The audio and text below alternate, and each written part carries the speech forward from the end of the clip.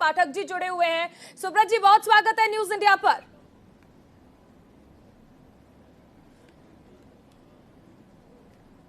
जी धन्यवाद।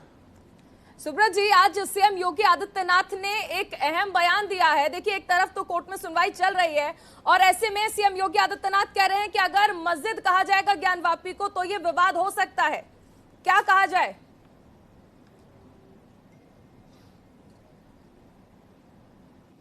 नहीं देखो, ये योगी जी ने ये जो बात कही है ये देश के आम जनमानस की बात है।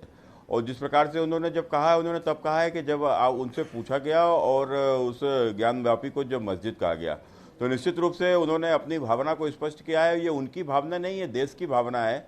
और इस देश में जो भी थोड़ा बहुत यदि इतिहास को समझता होगा, जानता होगा और तो वो अच्छे से समझता होगा कि बाबा विश्वनाथ के मंदिर को किस प्रकार से तोड़कर वहाँ के ऊपर और शिवलिंग को ऊपर, अभी तो देखा आपने जिस प्रकार से अभी स्पष्ट हुआ है कि उसके ऊपर सदियों से वो लोग वहाँ के ऊपर वजू कर रहे हैं, किस प्रकार से हमारे धर्म के इतने बड़े प्रतीक को वहाँ के ऊपर अपमानित कर रहे थे।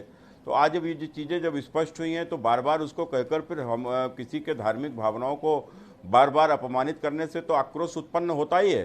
तो इसीलिए योगी जी ने स्पष्ट रूप से कहा है कि यदि उसको बार बार मस्जिद कहोगे तो फिर विवाद की स्थिति उत्पन्न होगी। और इसीलिए उन्होंने ये कहा भी है कि अब अच्छा हो कि जब इतना समय हो गया है, आज़ादी के 75 साल हो गए हैं, हम लोग अमृत उत्सव मना रहे हैं, तो ऐसे समय पर देश के और खासकर मुस्लिम समुदाय को आगे आना चाहिए और अपने इतिहास में की गई गलतियों को स्वीकार करना चाहिए, माफ़ी मांगते हुए। और खासकर हमारे जो इस प्रकार के बड़े धर्म के जो प्रतीक हैं उनको हमको लौटाना चाहिए।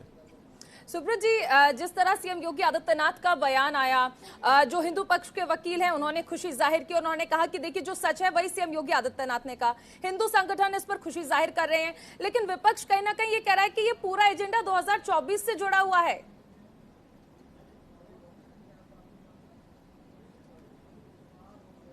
नहीं देखो, विपक्ष के पास में, विपक्ष अगर इस बात की बात कर रहा है 24 से जुड़ा हुआ, तो विपक्ष भी तो राजनीति क्यों करता है? विपक्ष क्यों राजनीति करता है? विपक्ष की राजनीति नहीं है क्या ये तुष्टीकरण की राजनीति? ये तुष्टीकरण की राजनीति तो थी जो राम भक्तों के ऊपर गोलियां चलवाई गई थी। तब कहां भाजपा की ताकत थी? तो कहां भाजपा के, कौन सी भाजपा की सरकार बनने जा रही थी? क्यों राम भक्तों के ऊपर गोलियां चलवा दी? और उसके बाद में क्यों भगवान राम के मंदिर के ऊपर किस प्रकार से वो बनने ना पावे उसके तमाम प्रकार से अड़ंगे लगाए गए? आप ही ने देखा, सबने देखा कि उसका कोर्ट तक में विरोध कराया गया। तो ये लोग तुष्टीकरण की राजनीति करते हुए, वोट बैंक की राजनीति करते हुए कुछ भी करेंगे। और हम यदि बात को कह देंगे तो उसको चुनाव से जोड़ दिया जाएगा। तो क्या करें इस देश में जब हमारी भावनाओं को सुना नहीं जाएगा और इस देश के प्राचीन धर्म जिसपे विदेशी संस्कृतियों ने एक लंबे समय तक हमको गुलाम बनाकर, बंधक बनाकर रखा, हमारे देश के ऊपर शासन किया। और जब इस देश आजाद हो गया, आजादी के बाद बाहर से आने वाले धर्म ने हमारे देश का विभाजन करा लिया और अपने बाहरी धर्म ने हमारे देश के एक टुकड़ा एक पाकिस्तान के नाम पर ले लिया।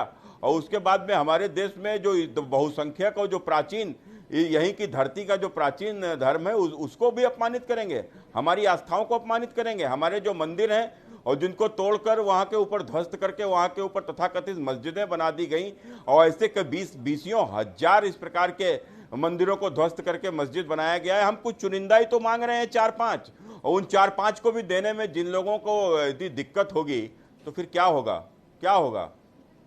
तो कहा ही